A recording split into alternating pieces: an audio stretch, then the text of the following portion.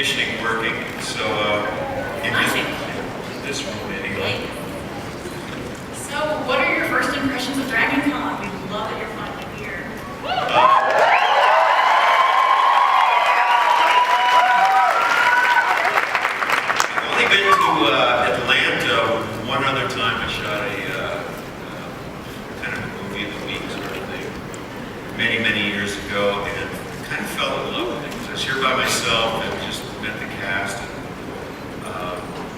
went and stepped out and did a lot of walking. And let's see here, Buckhead. Beautiful out there, stayed out there, and, but kind of fell in love with. Went to a hockey game, I think, here. Minor league. Because y'all lost Atlanta to Calgary, Calgary to Minnesota, Minnesota to Dallas, and he'll be back here soon. Well, we're going to do this a little differently than we normally do. I know that you got an announcement to start with. If you have a question for Mr. Anderson, we have runners in the audience who have little slips of paper. If you'll write your question down, we're going to have them, so we just don't ask the same question 6 or 8 times.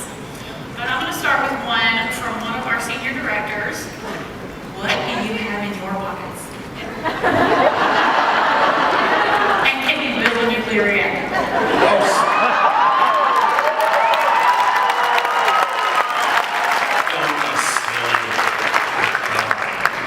I've been asked, obviously I get asked the whole question about the rubber band and what's that, toothpick, paper clip, that's it. And a stick of gum, can you make a computer out of it? Come on. There's reality and then there's reality. But, no, but referencing that question asks a bunch of other questions, but that was the concept of the show was obviously to stretch the truth a little bit in solving problems and not using, the formulaic gun to solve problems. So in the mid-'80s when we started, that it was exactly what television needed. It was ironic because I think about the same year, the A-Team started, which was kind of the other end of the spectrum. There wasn't anything they didn't shoot. So we found our niche, and it was successful. What'd you ask? Oh, In your pockets, yeah. I actually emptied them out before I came on stage, but I'll do it again. Room key.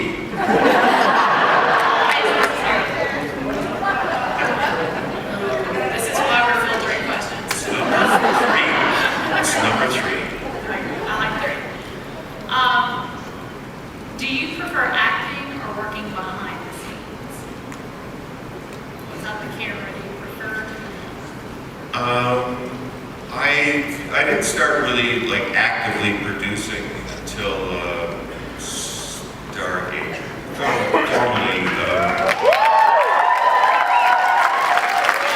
thanks. It was, by the time Stargate came into my life, I was ready to do other stuff than just be in front of the camera. I had to keep my interest somehow.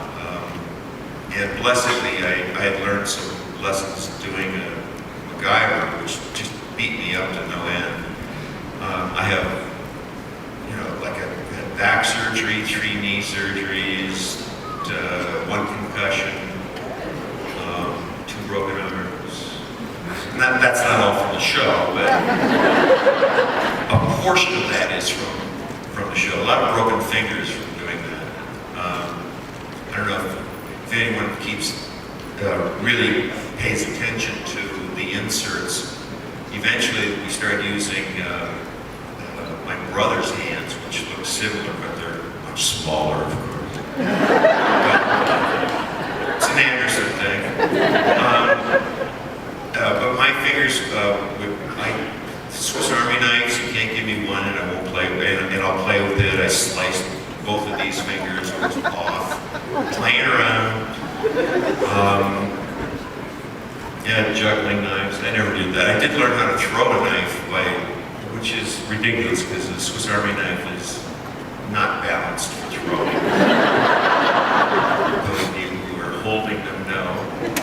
But yeah, and I break fingers all the time. So eventually they started looking too gnarly to go on camera. We hired my brother to do the inserts. Yeah. When we found out that you were going to come back this year, we posted on our Facebook page, kind of inviting people to ask questions to kind of get a preemptive. Look out!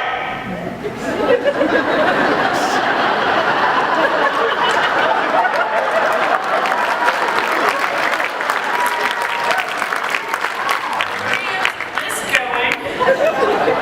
And one of the questions we hear now too comes from Callie Kelly. I don't know if she's out there. Callie. She owes me money. And she asks, of your two most memorable characters, who is closer to you in personality? Jack O'Neill or...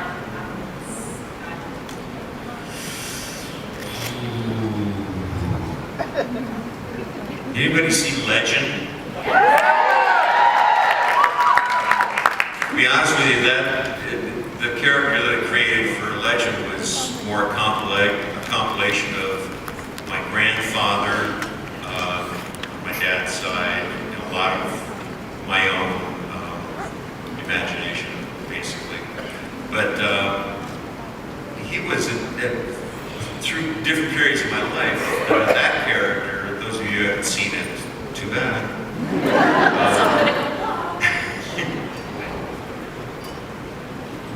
Where can you find it? Great question. Anybody? No? Because I couldn't. Really? Well, I had a ball doing Legend. It was probably the most fun I've had in front of the camera with a character. But as far as the two biggies, I think Jack O'Neill's got kind of the sense of humor, snarky, sardonic, cynic.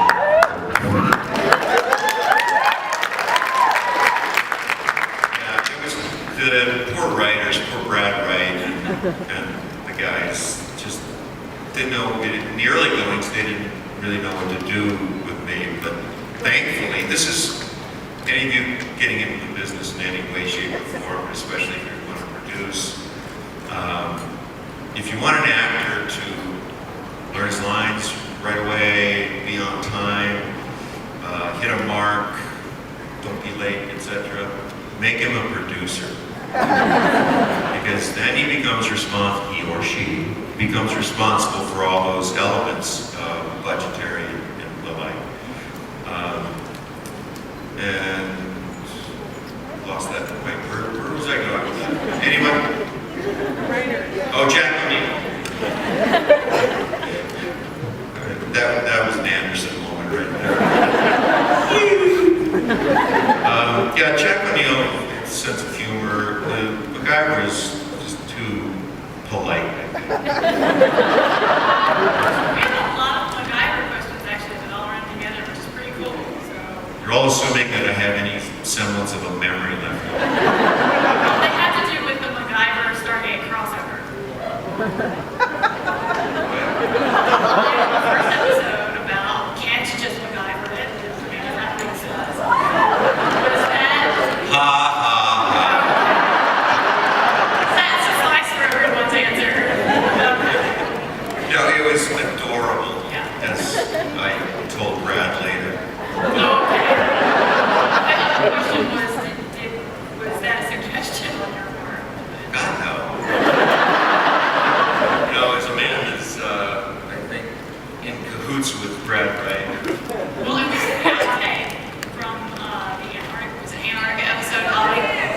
Oh, it's out. Outtake, where she says, my God, I'm trapped in an ice cave. I'm here. But is that the first reference, or was that? No, that was one that wasn't actually in the show. It was an outtake. Oh, yeah, yeah. The- Oh, yeah.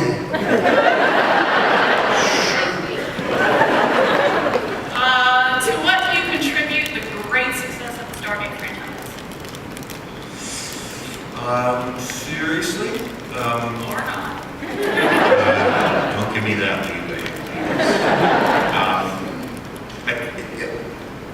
bottom line is that we had, first of all, Stargate was a movie, as you all know. That itself brought an audience to, a kind of a culty, one-shot deal audience. So when it became a franchise or a series, we had those folks kind of tuning in right away. The other half of it was, I was told by John Symes, who's, God bless him, hired me for Stargate, but he said that the other half is going to come to see MacGyver, what he's doing next. So we had two factions, a combination of audiences that got us off on the right foot. And I think ultimately the cast camaraderie and the cohesiveness and the sense of play that we had, the audiences were pretty comfortable with that initial guest. In fact, I get comments about that, about how it just hasn't been the same since. Because they had Atlantis, and then what was the last one? Universe, right?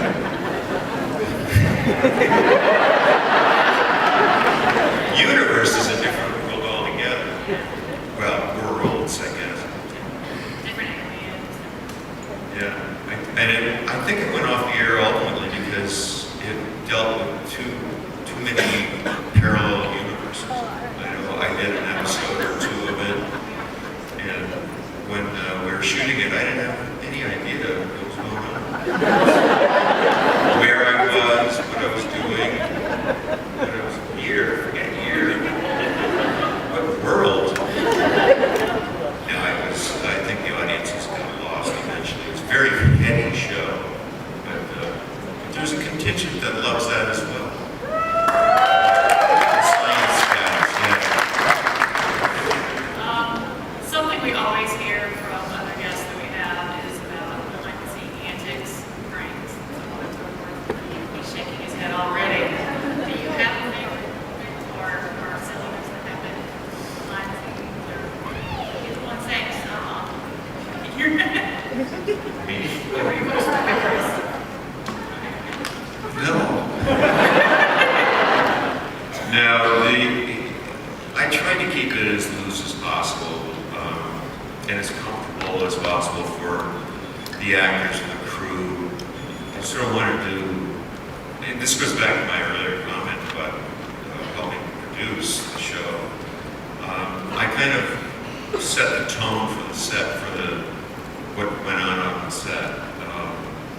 So it was imperative that I keep things as light and fun as possible, because the hours that you've all heard all this before, that the hours that a crew endures, the whole echelon of people that put on shows like that, but you don't want anybody saying, "Oh shit, I gotta go to work again." Sorry. Shoot, I have to gotta go to that Stargate thing again. One of them would want to show up and have fun. We can maintain that fairly well. So the antics, yeah, I don't remember any of them really. It's all in the moment, you know.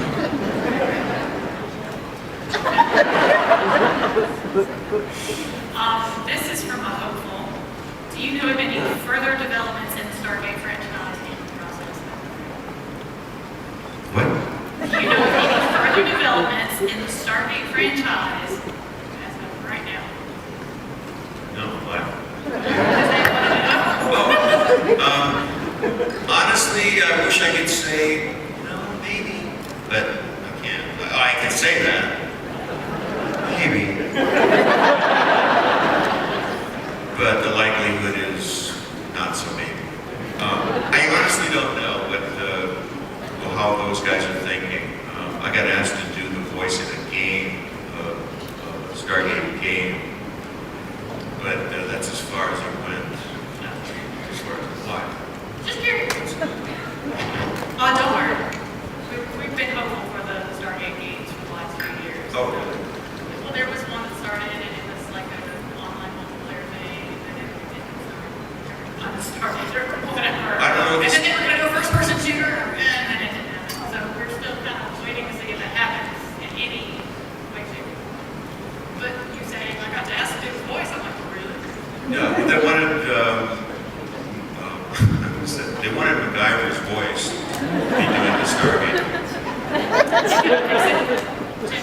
rubber band.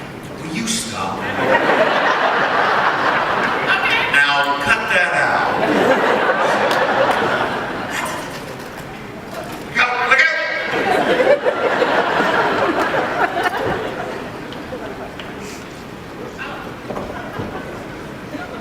So, what do you guys want to talk about? Next, the crazy thing, I read, are you filtering these? I read that you worked at Marineland when you were younger. Did that affect your choice of having Sea Shepherd as a charity now, or were you always interested in the sea? From Loretta Painter. Loretta. Loretta.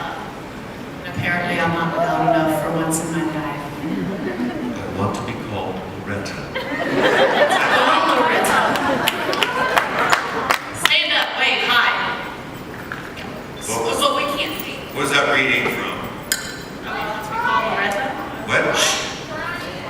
Thank you. Wait.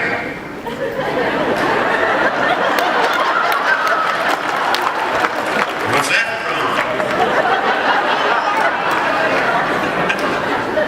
Why am I up here? I'm Twin Houston. To save me from myself.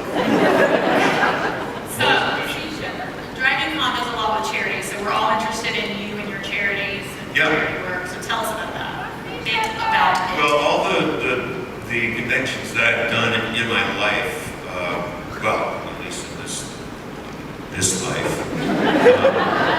I set up a situation with my business management company that any of the monies, the fees that it would take from the conventions, I had set up a system where the monies would just go directly to mostly Sea Shepherd, but also the Riverkeeper, and the other one that has been the other big one that has been dear to my heart is the Art of the Brain. It's a very close, dear friend of mine who has brain cancer, and she's been running this event for so many years. And so anyway, that's as far as being involved with Sea Shepherd. Having worked at Marineland, there was no correlation at all, except that I am drawn to things of water. Being from Minnesota, where all the lakes are made, our exports, and all with the mosquitoes that go with them. So I met Paul Watson in Alaska many years ago, and just hearing him speak about with the kind of passion that he has about all things oceanic, but especially the whales, which is his. That's his main thrust, his main love is for saving the whales and the campaigns that they've been going on over a decade or almost 2 decades now. Just got my attention, initially got my attention because of the way he presented it, but then the more I heard Paul speak, the more I listened to the content, and then of course that sent me off into research, and I was hooked. So near to my heart. Of course, River Keepers Alliance is kind of I'll go off into that tangent. You got to stop me eventually, or I'll get all serious on you. Okay. Serious works at times. Sometimes we need them. Oh, but anyway, to your point, the monies that I make from this is the first type of convention that I've done of this sort, and it's I just want to take the opportunity to thank anybody that's shelling out hard-earned money for a picture or whatever, because it's filtering through me, but that's just the business thing. It'll go to Sea Shepherd.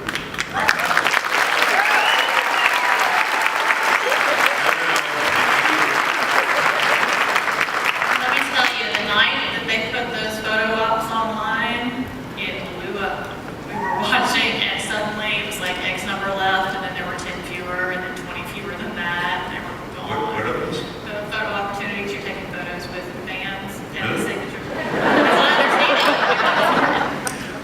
bit, yeah. No bid? People were very excited. Well, and very polite, by the way. Thank you. Oh, I'm sorry. And I'm so sorry about the heat. I'll try to do something about it. I only have one kind of snarky, snotty-nosed actor thingy demand, and it can't always work out. But I sweat like a dickens, just sitting. I have my core is from Minnesota, so anything above like freezing. Yeah, freezing. I just pour out, and so I see some of you who've got coats on, for God's sake. I don't understand you, but I've always wanted to have a cold environment too, especially to talk, because you get warm, as you all know. Yeah. That's a great time. Somebody fart. Cooper. Buddy. On that comedic note, you'll like this one. I'm going to wait till I finish this sipping. How did you feel about being such a prominent character crush for Patty and Selma on The Simpsons?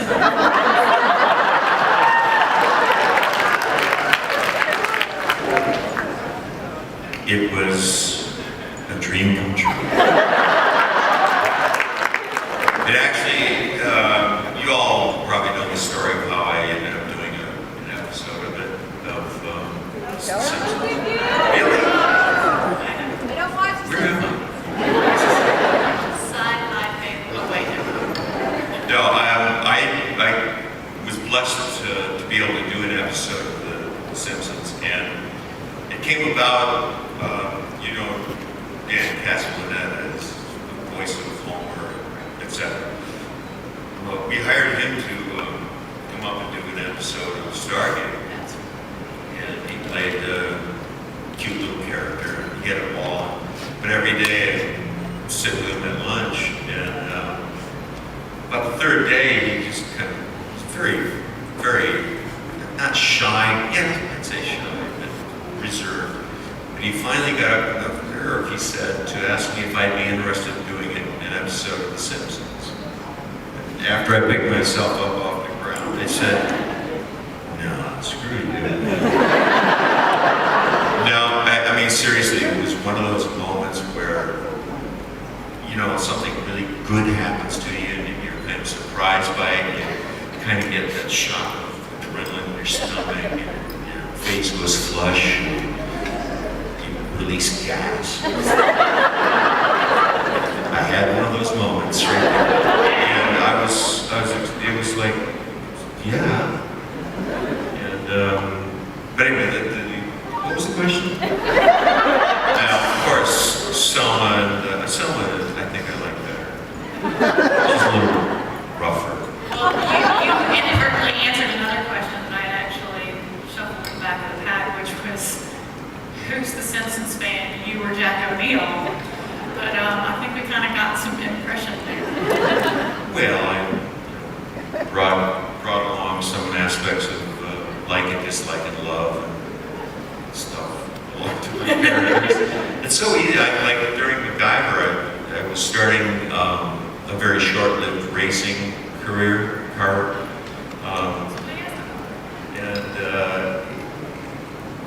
and so consequently, you know, every weekend I go out to this track, and it's like a formal amateur racing thing, although the money was available as well, and of which I won none. But so anyway, we made the love of car racing part of MacGyver's personality as well, and it's, you know, along the way, producers and writers have found certain things that I do in real life, interesting enough to make it part of a character. So, and because of the two big shows that I've been on have lasted forever, 7+ years for MacGyver and 8 years.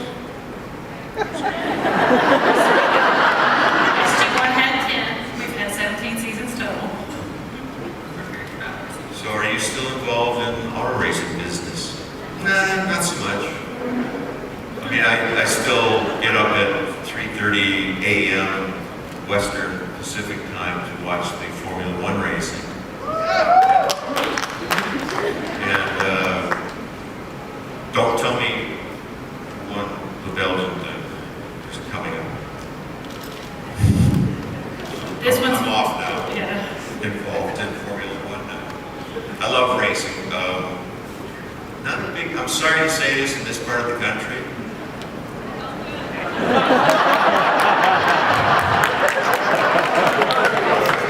But USAC, NASCAR is. I follow it a little bit, but I'm not so attracted to the circle stuff.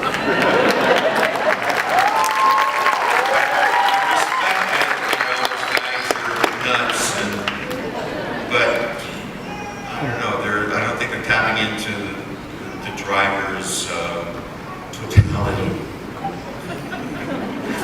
What it takes to be a driver. You can turn right as well. I don't know about your cars, but my car that way. So We have a just for fun, and they even wrote just for fun. Do you, well, I'll wait, go for it. I just don't want you to have to take it. Just for fun, do you miss the mullet?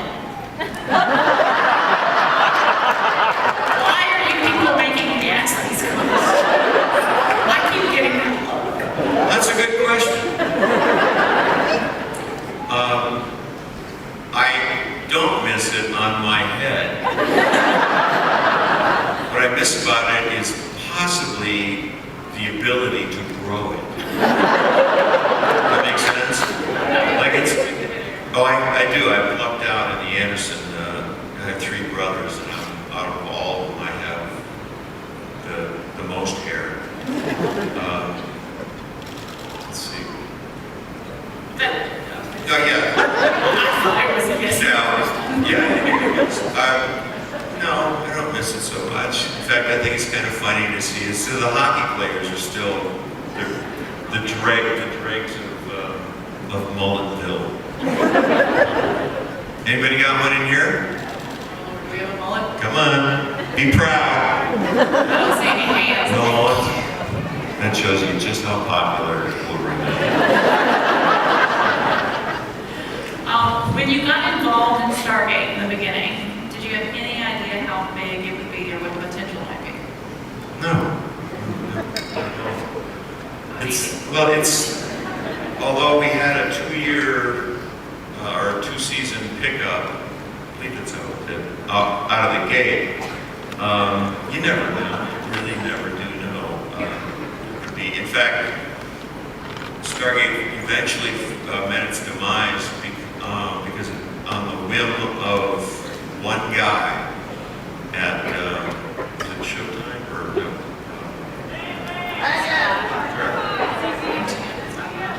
MGM, but beyond that, anyway, one guy wanted his own show to be on, so let's get rid of this franchise that's been successful.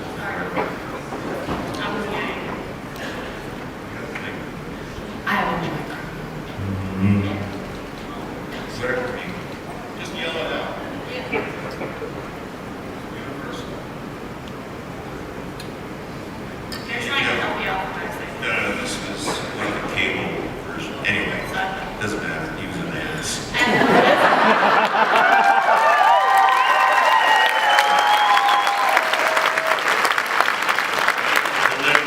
Political. Oh, by the way, let me take a moment. Sure. Like I haven't been. Any of you that follow me tweeting, please, I've gotten a little, not caustic lately, but this won't come off right either. I'm not a Republican, let's put it that way.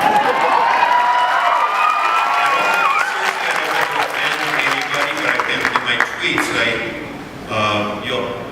if anybody knows who Kate Ritter is, she's runs the Anderson website, and a dear friend over the years, and she gave me some, just yesterday, because I was tweeting things like, I can't stand it anymore. Paul Ryan's a man. Doesn't know what he's talking about. He's lying. And then Old Mitt came on last night, and I got sick to my stomach, nauseous, listening to this. Am I offending anybody yet? No. I'll try harder. But anyway, my tweets have been a little negative. Let's put it out there. They've been negative, whereas what I should be doing is being positive about getting Obama reelected.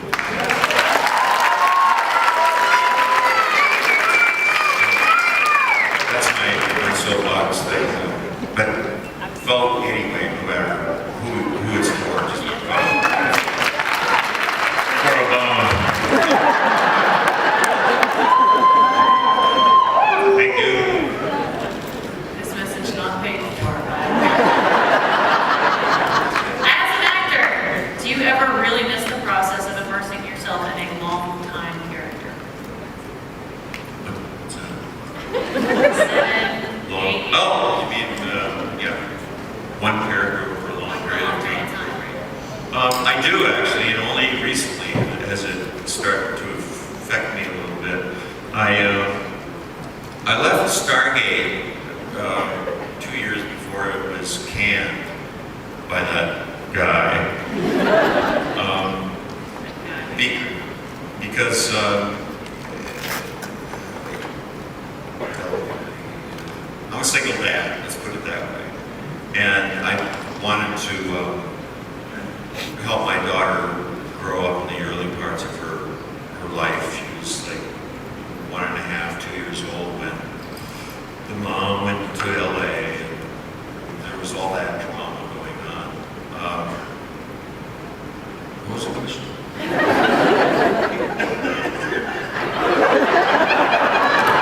Maybe I'll just start putting it down. As an actor, do you ever, oh yes. So anyway, it became imperative that I be a part of her life as she was growing up. So it became so difficult for me to fly back and forth doing a series rather than doing, because it was 9 months long was the shooting schedule, and I had to negotiate special release times and all that. So if I had been doing a film, say, it would be a block of time. I could bite the bullet for that and then be home. But doing this series, yeah, the nature of doing a series is not that accommodating. So, flash forward, and my daughter, and you've heard me speak about Wiley. You know she's the reason I'm alive, basically. But she finally said to me, she's 14, turned 14 in August, and she came to me at one point, she said, Dad, you know, I'm okay now. You can go back to work if you want.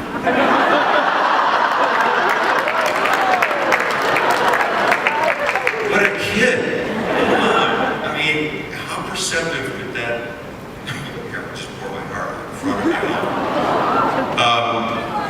But it was one of those moments where I realized my kid gets it. She's like on my side. And you did all right. Well, just anyway, so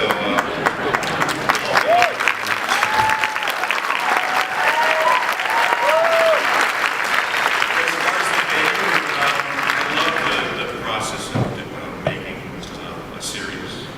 It's like a perpetual. I think doing films, unless you're one of those top echelon guys that can pick and choose and set a 5 or 10 year schedule of films to do. It's been a few far between. So I like doing a series, so it's evolving and happening. But yeah, I do kind of miss it right now. Well, on Right that, now, I mean. right this second, you're right there, thanks. On that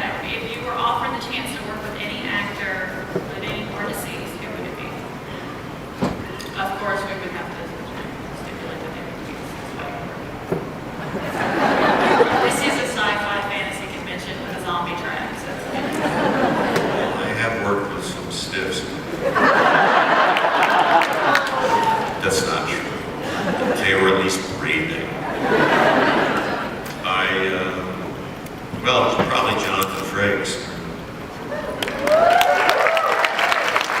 I'm kidding. Interesting response.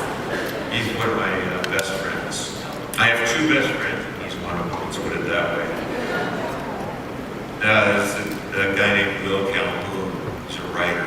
He used to be one of the executive producers for Friends, which launched him into, you'll see his name at the beginning of a lot of crawls. Anyway, situation comedies.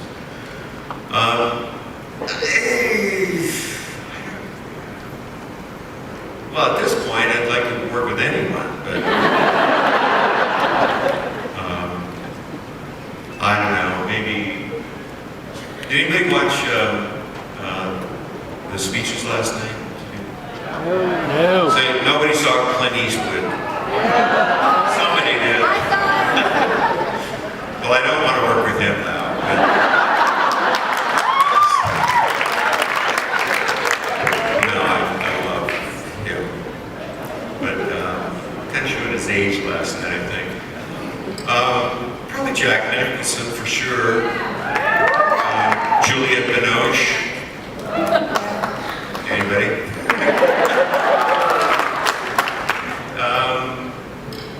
William Shatner. Really? I'm kidding. I love what's it? Bill.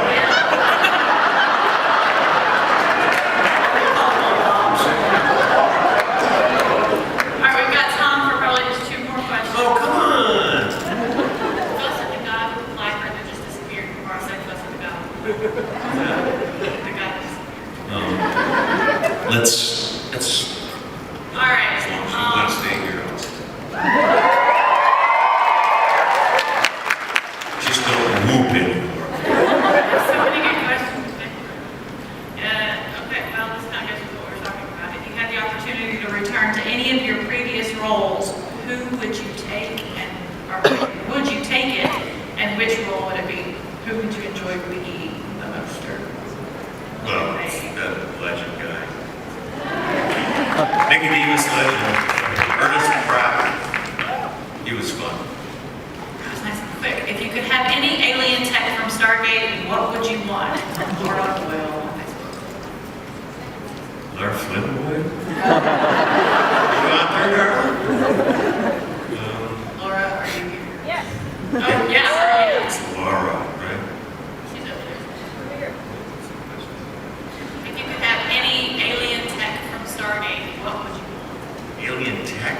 Technology. Like new here. You kids these days.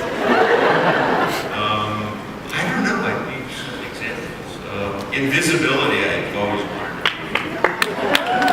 I know that's kind of simple, but time travel, probably time travel, invisibility. This is a question that just came up here that I'd really like to hear your answer on. We do a lot, like I said, with the charity work here at Dragon Con.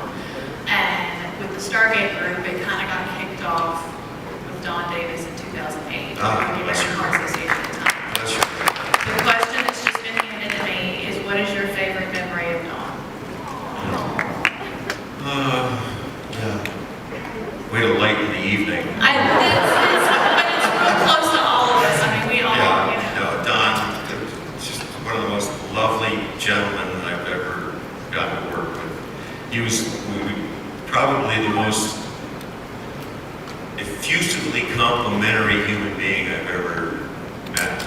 I always like going, if I was like feeling insecure or anything, anything negative, I just go in the general vicinity of Don, and he just, this litany of compliments and like, oh man, I remember, and you're so great, you do so much, and oh God, you're beautiful. Oh, and the acting thing you did the other day was keep going down. He was just, and nothing not genuine about it. He was just really straightforward, good old boy. And do nothing but listen to him all day to weave his stories of the Ozarks, I think I'm just an old Southern boy. That's the way the Lord made me. That's the way I am. Shit. No, he wouldn't swear, but bless John. And even further back for me is Dana Elgar. My partner on Iowa, so, and bless his heart as well. Yeah. Well, anything else you want to leave us with? We're wrapping the panel. Yeah. Where you going? We're not done. Hold on, wait. I want you all to just, well, first of all, that little voting thing, I don't want to be a pain in the butt, but this is probably the largest room of human beings I'll be able to talk to before voting time. But, you know, it's corny and to say so, and it's like everybody, but you got it. You just got to do it. In a different format, I spew why I think one guy's would work better over the other. But and the only other what I'll leave you with is for all you to just take a good